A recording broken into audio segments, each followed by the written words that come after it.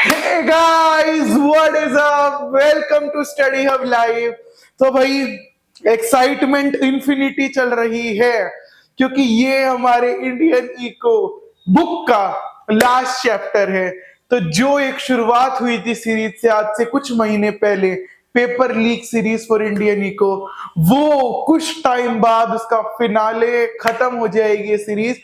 But ये नहीं है, ये माना लास्ट चैप्टर है।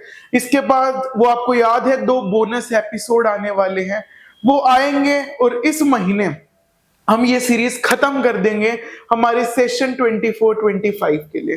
तो आज का चैप्टर बहुत खतरनाक चैप्टर है, हाई वेटेज वाला चैप्टर है। इंडिया, पाकिस्तान, चाइना के बारे में पढ़ने वाले हैं हम कि भाई तीनों देशों ने कैसे कैसे काम करा। तो फटाफट कुर्सी की पेटियां बांध लीजिए और कॉपियां निकाल लीजिए। शुरू करते हैं इंडो पाक चाइना, शुरू करते हैं।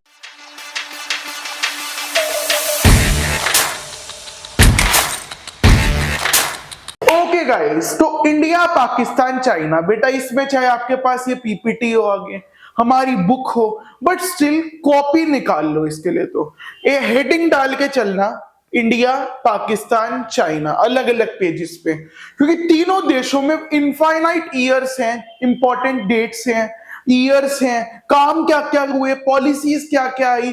तो शुरू करते हैं हमारा चैप्टर इंडो पाक चाइना।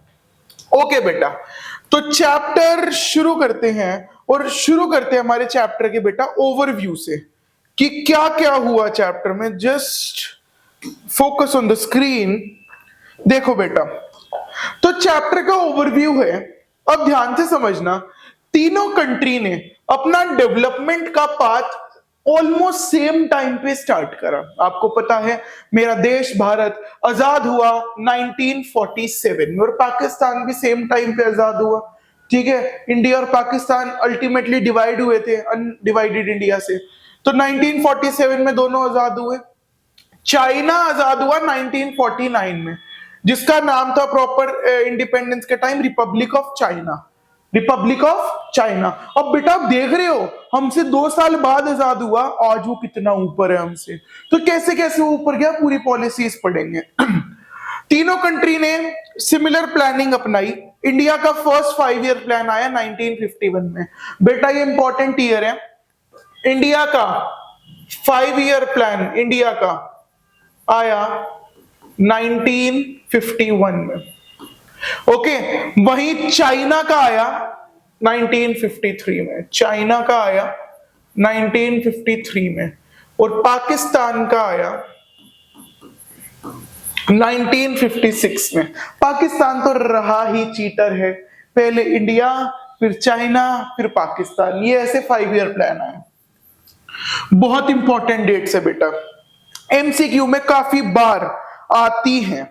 इंडिया और पाकिस्तान ने मिक्स्ड इकोनॉमिक मॉडल अपनाया। मिक्स्ड इकोनॉमिक मॉडल मतलब जहां पर पब्लिक सेक्टर और प्राइवेट सेक्टर मिलके काम करेंगे। ओके, वहीं चाइना ने मॉडल अपनाया स्टैटिज्म।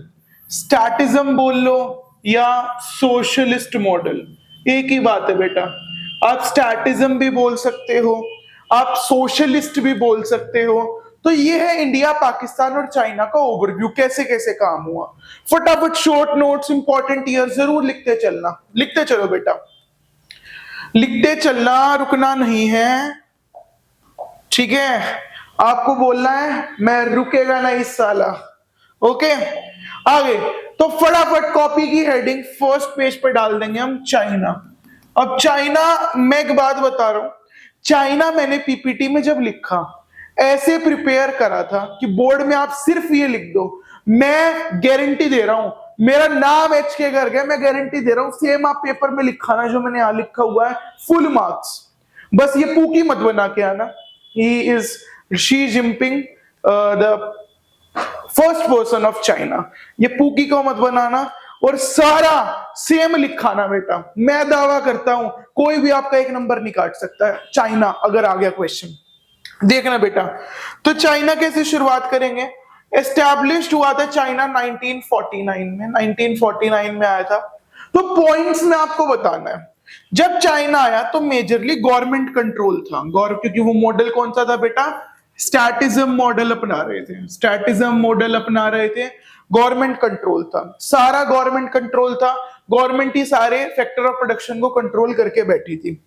ओके, इंडिविजुअल्स काम कर सकते थे बट अल्टीमेटली कंट्रोल गवर्नमेंट का रहेगा। Individuals can work but control ultimately government का ही रहेगा।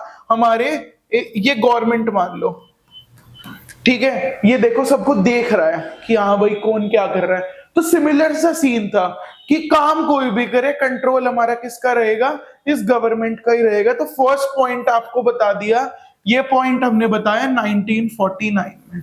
तो बेटा ईयर लिखो, उसके बाद पॉइंट लिखो, गवर्नमेंट कंट्रोल 1949 में गवर्नमेंट कंट्रोल। ओके, आगे अगर हम देखें आगे देखें तो बेटा फर्स्ट पॉलिसी आई थी जीएलएफ, ठीक है, इसे जीएलएफ बोलते हैं, ग्रेट लीप फॉरवर्ड। यह आया था 1958 में, आजादी के 8 साल बाद, 9 साल बाद 1958 में जीएलएफ आया था। इसमें कहा गया कि हमें इंडस्ट्रियलाइजेशन बढ़ानी है। जैसे हमारा देश था, ग्रीन रेवोल्यूशन ले आया, प्राइमरी सेक्टर पे फोकस करा। अब चाइना तो बंजर है, मेजॉरिटी चाइना का पोर्शन बंजर है, इतना एग्री है नहीं वहां, तो उन्होंने बोला देखो प्राइमरी तो हम बना नहीं सकते, वी नो, हमें अपनी गलती पता है, ठीक है, और सबको अपनी गलती पता रहनी चाहिए बेटा, वही ऊपर जाता है। तो चाइना को पता था हमारी गलती है, हमारे पास है नहीं, तो कोई दिक्कत नहीं, हम अपने सेकेंडरी सेक्टर पे फोकस करते हैं, हम अपने इंडस्ट्रियल सेक्टर पे फोकस करते हैं, ठीक है। तो इंडस्ट्रियल सेक्टर, उन्होंने इंडस्ट्रियलाइजेशन पे फोकस करा। इसके लिए उन्होंने मॉडर्नाइज करा इकोनॉमी को बाय रैपिड इंडस्ट्रियलाइजेशन। उन्होंने बोला कि हमारी इकोनॉमी बढ़िया तभी काम करेगी जब हम रैपिडली करेंगे, रैपिड करेंगे, मतलब एकदम जल्दी जल्दी, ये नहीं धीरे धीरे आराम से बन रही है इंडस्ट्री, जल्दी जल्दी इंडस्ट्रियलाइजेशन करेंगे। ओके, उन्होंने कहा कि बैकवर्ड एरियाज में इंडस्ट्रीज खोलो, ठीक है। उन्होंने एसएसआई पे फोकस करा। उन्होंने वुमेन को बोला कि अपने घर के बैकयार्ड, जो घर का पीछे वाला हिस्सा होता है, उसमें इंडस्ट्री खोलो, अपने घर में ही शुरू करो इंडस्ट्री। धीरे धीरे वही small scale industry large scale industries में चेंज हुई। जीएलएफ ने इंडस्ट्रियलाइजेशन को टारगेट करा। इसके बाद अगर मैं आपको बात करूं तो देन आपका 1965, बेटा बेशक आपके एनसीईआरटी में ईयर है या नहीं है, बट ये आपका भाई आपको सारे ईयर बताएगा, सारे ईयर्स, ठीक है। 1965, इस 1965 में आया GPCR, great proletarian cultural revolution. Great लिखा हुआ है बेटा, ग्रेट प्रोलिटेरियन कल्चरल रिवॉल्यूशन। ये लाए थे माओ, पूरा नाम माओ से तंग, हाँ, ये माओ से तंग। तो असली में चाइना माओ से तंग नहीं था, माओ से खुश था, बट नाम उसका था माओ से तंग, ठीक है।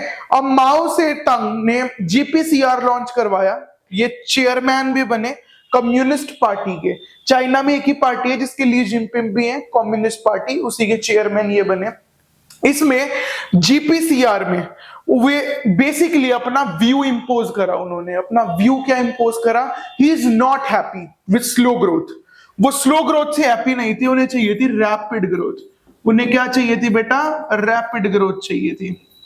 उन्होंने बोला कि कोई भी स्लो ग्रोथ से खुश नहीं होना चाहिए, there must be rapid growth, बहुत तगड़ी ग्रोथ होनी चाहिए। ओके, तो ये था आपके 2 पॉइंट। फटाफट बेटा नोट करो, स्क्रीनशॉट ले लो बेटा जी, लेते चलना, मैं बता रहा हूं, ये लिख देना बोर्ड में, कोई भी नंबर काट दे, आपका भाई बैठा है। आगे चलते हैं बेटा, आगे चलते हैं। नेक्स्ट, जीपीसीआर में आपको ऐड ऑन करना है, इसके अंदर स्टूडेंट और प्रोफेशनल को कंट्री साइड पे भेजा गया। उन्होंने वर्क और learn from rural areas. Students को बोले आप रुको और कंट्री साइड जाओ, गांव वगैरह जो भी हमारे देश के कोने में होते हैं वहां जाओ, काम करो, सीखो वहां के लोग ऑपरेट कैसे करते हैं। तो उन्होंने बोला कंट्री साइड जाने के लिए, और वापस उन्हें बुला के डेवलपमेंट कराया, क्योंकि बेटा जब तक आप ग्राउंड लेवल पे प्रॉब्लम में जियोगे नहीं ना, अब सॉल्व नहीं कर पाओगे। हमारे नेता लोग एसी के कमरों में बैठे रहते हैं, तो वो क्या देख पाएंगे कि रोड टूटे हुए हैं, गरीबी क्या है। तो उन्होंने बोला कि हमारा यूथ उसको जिएगा, उस लाइफ को जो प्रॉब्लम वाली लाइफ है, फिर उसको ठीक करेगा। तो जीपीसीआर में डेवलपमेंट यूथ इसमें बेसिकली यूथ ट्रेनिंग दी गई, इसमें हमारी यूथ ट्रेनिंग दी गई कि यूथ कैसे डेवलपमेंट को कर सकता है। ओके बेटा, इसके बाद रिफॉर्म्स आए फ्रेजेस में, रिफॉर्म्स लाए गए, दो फेजेस में रिफॉर्म आए। जैसे हमारे भी न्यू इकोनॉमिक रिफॉर्म्स इंडिया में 1991 में आए थे, चाइना के रिफॉर्म्स दो फेज में आए थे। फर्स्ट फेज में क्या हुआ था, रिफॉर्म्स एग्रीकल्चर सेक्टर में। अब देखो इतना सब कुछ काम हो चुका था, इंडस्ट्रियलाइजेशन हो चुकी थी, ये हो चुका था, वो हो चुका था। अब चाइना सोचे चलो थोड़ा सा एग्रीकल्चर पे फोकस किया जाए, थोड़ा सा एग्रीकल्चर भी देखा जाए। तो एग्रीकल्चर में रिफॉर्म्स इनिशिएट किए गए बेटा। फॉरेन ट्रेड में, इन्वेस्टमेंट सेक्टर में फर्स्ट फेज में 3 जगह रिफॉर्म आए थे। कहाँ कहाँ? Agriculture, foreign trade, investment. Copy में लिख लो। तो 3 जगह रिफॉर्म आए, फॉरेन ट्रेड, इन्वेस्टमेंट, एग्रीकल्चर। आगे इसमें allocation of land to general public. इसमें क्या हुआ था, इसमें कम्यून सिस्टम को भी फॉलो करा गया था। कम्यून सिस्टम बेटा ऐसे ऐसे कीवर्ड्स निकाल के लाए हैं एनसीईआरटी से, पहले बता रहा हूं, इस वीडियो के बाद कुछ मत पढ़ना, शॉर्ट नोट्स बनाए हैं वो पढ़ लेना, मोर देन इनफ है। कम्यून सिस्टम क्या होता है बेटा, एक लैंड है पूरा बड़ा, इसके छोटे छोटे हमने पीसेस कर दिए, एंड ये पीसेस उनको दे दिए जो कि एग्रीकल्चर में एक्सपर्ट्स हैं, जो करना चाहते हैं। इससे वहां की एम्प्लॉयमेंट बढ़ गई, प्लस एग्रीकल्चर में भी धीरे धीरे इंक्रीज होने लगा। इस सिस्टम को बोलते हैं कम्यून सिस्टम। नाम लिख चुका हूं बार बार, इस सिस्टम को हमने बोला कम्यून सिस्टम। कम्यून सिस्टम बोलते हैं बेटा इसको। ओके, आगे फर्स्ट रिफॉर्म्स तो ये थे हमारे फर्स्ट फेज। फर्स्ट फेज समझ आया? फटाफट वीडियो रोक के शॉर्ट नोट बनाओ बेटा। जिसके शॉर्ट नोट्स नहीं बनेंगे ना, वो वीडियो छोड़ के मैं जो कह रहा हूं चले जाओ। बेशक हमारे पास व्यूज ज्यादा हो कम हो, ऐसे बच्चे में चाहिए ही नहीं जो पढ़ने के लिए सीरियस ना हो। आप वीडियो छोड़ के जा सकते हो, it's very open to you. Okay, आगे चलते हैं। आगे देखना लेटर फेज, मतलब सेकंड फेज, ये जो बात हो रही है अब सेकंड फेज के रिफॉर्म्स में हो रही है। फर्स्ट फेज हो गया, अब सेकंड फेज की बारी बेटा। सेकंड फेज में अब हमारा मेन टारगेट तो इंडस्ट्रियल था, तो दोबारा इंडस्ट्रियल सेक्टर पे आ गया कि एग्रीकल्चर हो चुका है, अब इंडस्ट्रियल पे दोबारा फोकस ले आओ। इंडस्ट्रियल सेक्टर में प्राइवेट फर्म्स को अलाउ किया गया। मैंने आपको बताया था पहले स्टैटिक इकोनॉमी थी, सोशलिस्ट इकोनॉमी थी, प्राइवेट कुछ भी नहीं कर सकता था। बट अब चाइना को हुआ यार गवर्नमेंट कितना ही करेगी, कितना पैसा लगाएगी, और थोड़ा प्राइवेट भी काम करेगा। इसमें प्राइवेट को परमिशन मिली, प्राइवेट सेक्टर को परमिशन मिली आपके। Okay, farmers and industrial are obliged to buy and sell fixed quantity of input at the price fixed by government।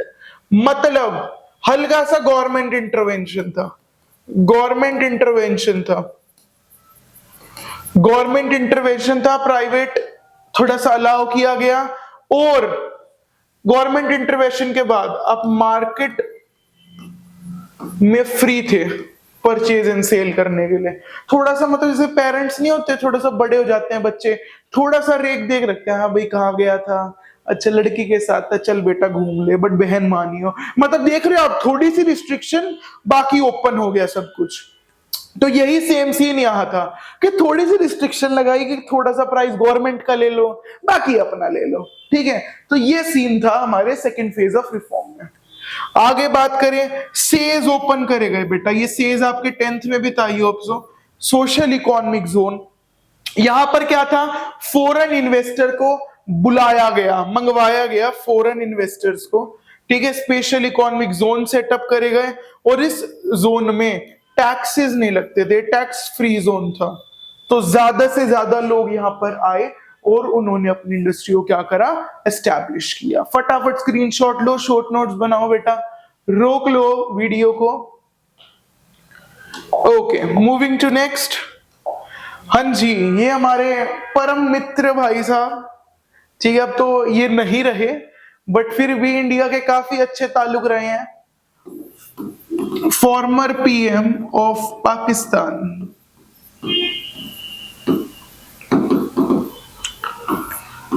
Former PM of Pakistan से हम सीखेंगे क्या क्या पाकिस्तान में हुआ, ये आपको लिखना है खुद, ये मैं सिर्फ आपको बताऊंगा क्या हुआ था।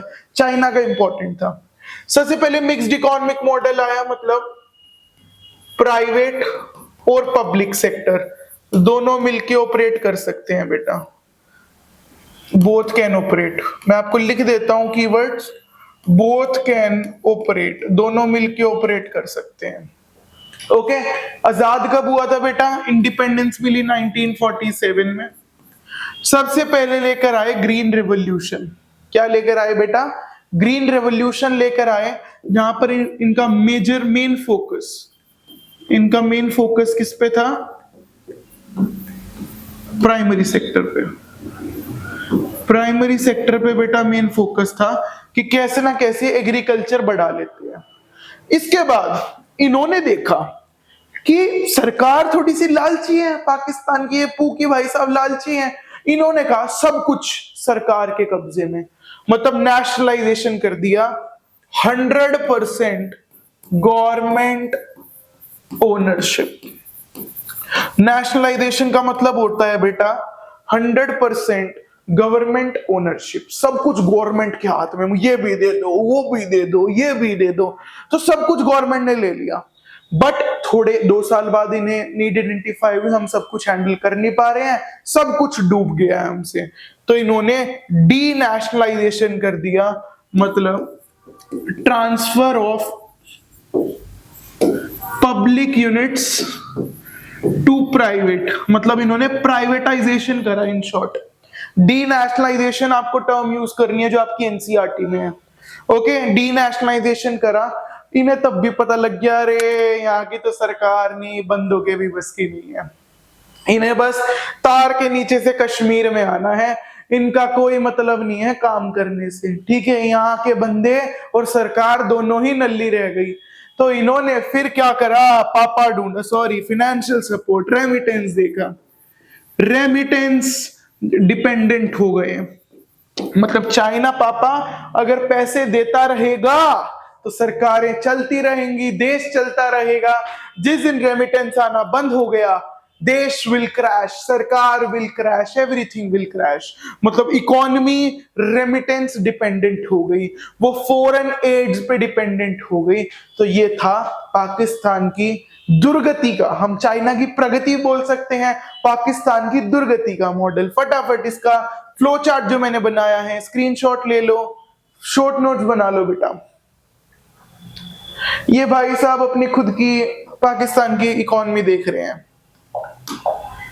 आगे अगर चलें, अब थोड़ा सा बेटा टेबल्स को स्टडी करते हैं कि टेबल क्या बोलती है, डेटा क्या बोलता है। पॉपुलेशन वाइज ऑब्वियसली चाइना सबसे आगे है, China was on top, China top में चल रहा है। ग्रोथ ऑफ पॉपुलेशन, इसे फर्टिलिटी रेट भी बोलते हैं, इसे फर्टिलिटी रेट भी बोलते हैं बेटा। ऑब्वियसली आप सबको पता है कहां रिप्रोडक्शन ज्यादा हो रही है, बच्चे पाकिस्तान में सबसे ज्यादा है, तो फर्टिलिटी रेट में पाकिस्तान सबसे ज्यादा है। डेंसिटी होता है कि 1 स्क्वायर किलोमीटर में कितने लोग रह रहे हैं, मतलब जहां का एरिया कम हो पॉपुलेशन ज्यादा हो। उसमें आप किसका जिक्र कर पाओगे बेटा? इंडिया में एरिया कम पॉपुलेशन ज्यादा। इंडिया सेक्स रेशो किसका सबसे ज्यादा है? चाइना का। अब बेटा एक किस्सा हुआ था जिसमें चाइना का सेक्स रेशो बिगड़ गया था, वो माओ जो थे उन्हीं का विजन था, जैसे पॉपुलेशन चाइना की सबसे ज्यादा थी तो उन्होंने बोला 1 चाइल्ड नॉर्म लाएंगे, 1 चाइल्ड नॉर्म।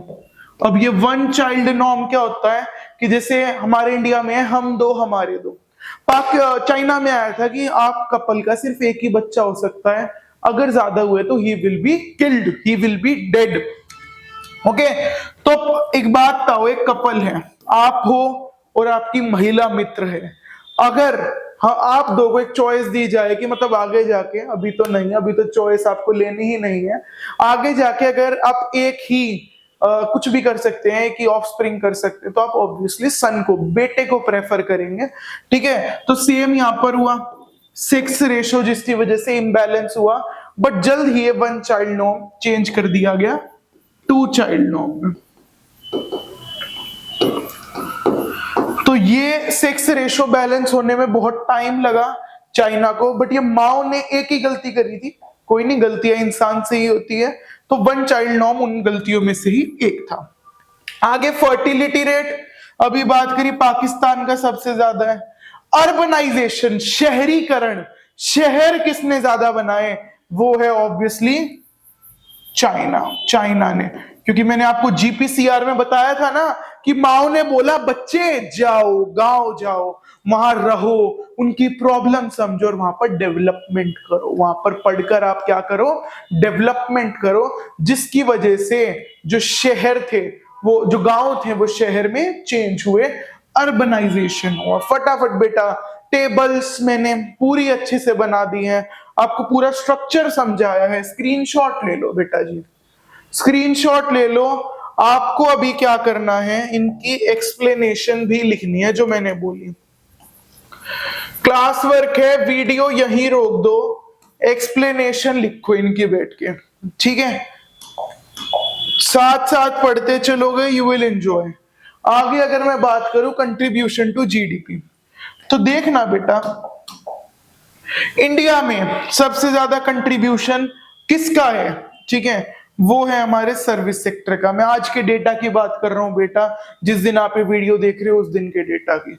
चाइना में भी सर्विस सेक्टर, पाकिस्तान में भी सर्विस सेक्टर, क्योंकि तीनों कंट्रीज ग्रोइंग कंट्रीज हैं, तो ग्रोइंग कंट्री में होता है हमारा टर्शरी स्ट्रॉन्ग, और ग्रोन कंट्रीज में, डेवलप्ड कंट्रीज में होता है सेकेंडरी स्ट्रॉन्ग, और अंडर डेवलप्ड कंट्रीज में होता है प्राइमरी हमारा स्ट्रॉन्ग। वर्कफोर्स सबसे ज्यादा इंडिया की प्राइमरी में है।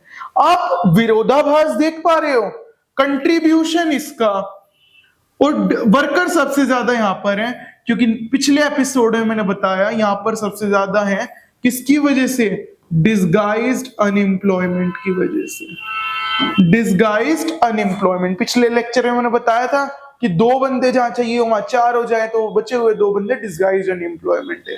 दे कंट्रीब्यूट सबसे ज्यादा ये कर रहा है, वर्कफोर्स सबसे ज्यादा यहां पर है।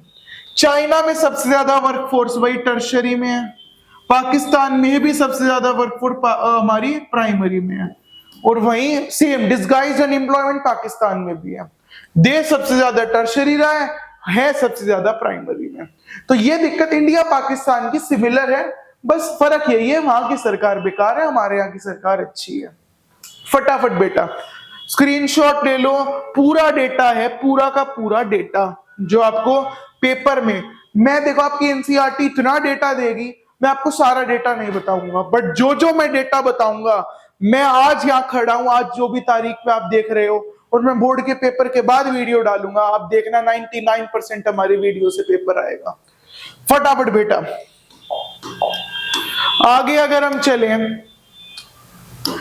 कि पाकिस्तान में स्टेग्नेशन क्यों आया सर, ये पाकिस्तान पिछड़ क्यों गया। देखो इंडिया और पाकिस्तान बहुत पहले आजाद हुए थे, आज इंडिया भी भगवान की दया से बहुत अच्छी जगह स्टैंड करता है, बट व्हाई नॉट पाकिस्तान। तो 4 रीजंस हैं, वेरी वेरी इंपॉर्टेंट क्वेश्चन, ये आपका सैंपल पेपर का क्वेश्चन हम उठा के लाए हैं, वेरी वेरी इंपॉर्टेंट क्वेश्चन, पहले बता रहा हूं पेपर में आने वाला क्वेश्चन करा दिया सर ये तो आपने। सर प्राइमरी उनसे बन नहीं रहा, बाय मॉनसून डिपेंडेंट इकोनॉमी, सारी की सारी इकोनॉमी क्या है बेटा, मॉनसून डिपेंडेंट है, बारिश पे डिपेंडेंट है, कि बारिश आई तो प्राइमरी बन जाएगा, बारिश नहीं आई तो एग्रीकल्चर खत्म हो जाएगा। तो ऐसी जब अनसर्टेनिटी हो, ऐसी जब कंटिंजेंसी हो, आप इसे एक वर्ड बता रहा हूं कंटिंजेंसी, कि वहां का एग्रीकल्चर एक बहुत कंटिंजेंट पोजीशन पे है, बहुत वल्नरेबल पोजीशन पे है, कि मॉनसून पे डिपेंडेंट है। अगला रेमिटेंस बेस्ड इकोनॉमी, मैंने आपको बताया फॉरेन भीख चाहिए उसे, फॉरेन एक्सटर्नल भीख, एक्सटर्नल हेल्प, ओके, तो इसमें फॉरेन इंटरफेरेंस भी आती है, उस इकोनॉमी में बहुत फॉरेन इंटरफेरेंस है, लोग उसे यूज एंड थ्रो कर देते हैं। हमारा इंडिया का कोई बाल भी बाका नहीं कर सकता, क्योंकि हमने उस कई देशों से पैसा लिया ही नहीं है, और जिनसे लिया है उनसे बनाकर भी रखी है हमने बेटा। रेमिटेंस, बाहर से चाइना पैसा दे रहा है, चाइना अपनी मनमर्जी का काम करवा रहा है, टेररिज्म करवा रहा है पाकिस्तान। पाकिस्तान बुरा नहीं है, उसके साथ बुरे लोग हैं। चाइना खुद करेगा तो बुरा बन जाएगा। ये तो हमारे जो रियल लाइफ में सांप होते हैं ना, उसी तरह काम है। चाइना खुद तो अच्छा बनना चाहता है, पाकिस्तान के थ्रू टेररिज्म हमारे अंदर करवा रहा है कि फॉरेन हेल्प उसे मिल रही है, पाकिस्तान की भी मजबूरी है। अगला, पुअर गवर्नेंस बाय लीडर। एक एक लीडर पाकिस्तान का बेकार, चाहे इसमें नवाज शरीफ हो या मिस्टर इमरान हो। पुअर गवर्नेंस, उन्होंने अपनी जेबें भरने की सोची, उसी के चक्कर में पाकिस्तान के लोगों की जेबें खाली हो गई बेटा।